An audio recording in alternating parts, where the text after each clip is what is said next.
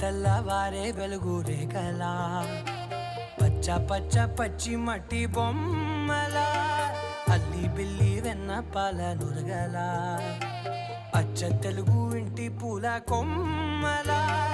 దేవదేవుడే పంపగా ఇలా దేవతే మా ఇంట అడుగే పెట్టెనంట బ్రహ్మ కళ్ళలో కాంతులే